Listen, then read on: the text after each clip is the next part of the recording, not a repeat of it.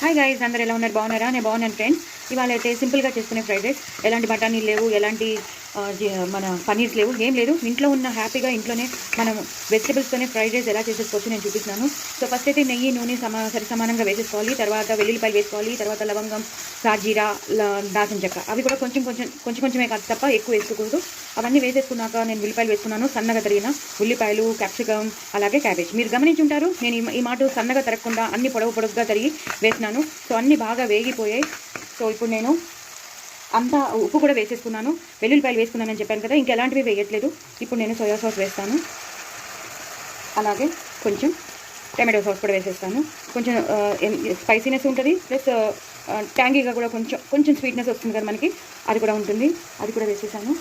అలాగే కొంచెం గరం మసాలా, మనం ఫ్రైడ్ రైస్లోకి కొంచెం ఆ ఫ్లేవర్ వస్తూ ఉంటుంది కదా, అలాగే జీలకర్ర ధనియాల పొడి, అది కూడా వేసేసాను. ఇప్పుడు ఇలాగా కలిపేసుకుంటాను. అన్నీ కావాలి, బఠానీలు కావాలి లేదా పన్నీర్ కావాలి, మనకి అన్నీ కావాలి అప్పుడే బాగుంటుందని అనుకోవద్దు. ఇలా కూడా చాలా సింపుల్గా మనం ఫ్రైడ్ రైస్ చేసేసుకుని ఎంజాయ్ చేయొచ్చు. బాక్స్లోకి ఇచ్చి పంపించేయచ్చు, ఎంతో తొందరగా అయిపోతుంది. సో అన్నీ వేసేసుకున్నాను కదా, ఇప్పుడు నేను ఉడకబెట్టుకున్న రైస్ వేసేస్తాను. చల్లార్చుకున్న ఉడకబెట్టిన రైస్ వేసేస్తాను. మనం ఎంత వేసుకోవాలనుకుంటున్నామో అంత వేసేసుకోండి. దానికి తగినంత ఉప్పు వేసేసుకోండి. నేను దానికి తగినంత ఉప్పు వేసేసుకుంటున్నాను. బికాజ్ చాలా షార్ట్ వీడియో తీయాల్సి వస్తుంది కాబట్టి ఇంపార్టెంట్ ఇంగ్రీడియంట్స్ వేసినప్పుడు మీకు చూపించేశాను. మిగతావన్నీ పచ్చిమిరపకాయలు కానీ, క్యాప్సికమ్ కానీ, క్యాబేజ్ కానీ వేయించడమే కదా. మిగతా లవంగం, దాల్చిన చెక్క, వెల్లుల్లిపాయలు కామనే కదా, అందుకని నేను మిగతావన్నీ చూపించలేదు. అవన్నీ ఫ్రై చేసేసుకున్నాక అప్పుడు వెజిటబుల్స్ వేసేసుకుని అవి కూడా వేసేసుకుని ఇప్పుడు ఇందాక నేను మీకు సోయా సాస్, టొమాటో సాస్ అన్నీ వేసేసి ఇలా గరం మసాలా అన్నీ వేసేసి ఇలాగ రైస్ కలిపేస్తున్నాను. అయిపోయిందండి. చాలా టేస్టీగా ఉండే మనకి రెస్టారెంట్లో దొరికే ఫ్రైడ్ రైస్ రెడీ అయిపోతుంది. అన్నీ మనకి కావాలి బయట నుంచి తెచ్చుకోవాలి అని అనుకోకర్లేదు, లేదా మనకి రిచ్గా ఉండాలని అనుకోకర్లేదు. నేను జీడిపప్పులు కూడా వేసాను, చెప్పడం మర్చాను. జీడిపప్పులు కూడా వేసేసుకోండి. అయిపోయింది. కాజు, క్యాప్సికమ్ ఫ్రైడ్ రైస్ అయిపోతుంది.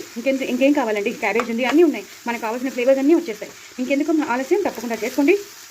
నా ఛానల్ని మాత్రం సబ్స్క్రైబ్ చేసుకోవడం అసలు మర్చిపోద్దు. చూడండి ఎంత టేస్టీ అయిన ఫ్రైడ్ రైస్ నిమిషాల్లో తయారైపోయింది. హ్యాపీగా పిల్లలకి బాక్స్కి ఇచ్చేయచ్చు, అలాగే పెద్దవాళ్ళకి కూడా మనం లంచ్ బాక్స్ కట్టేసి ఇచ్చేయచ్చు.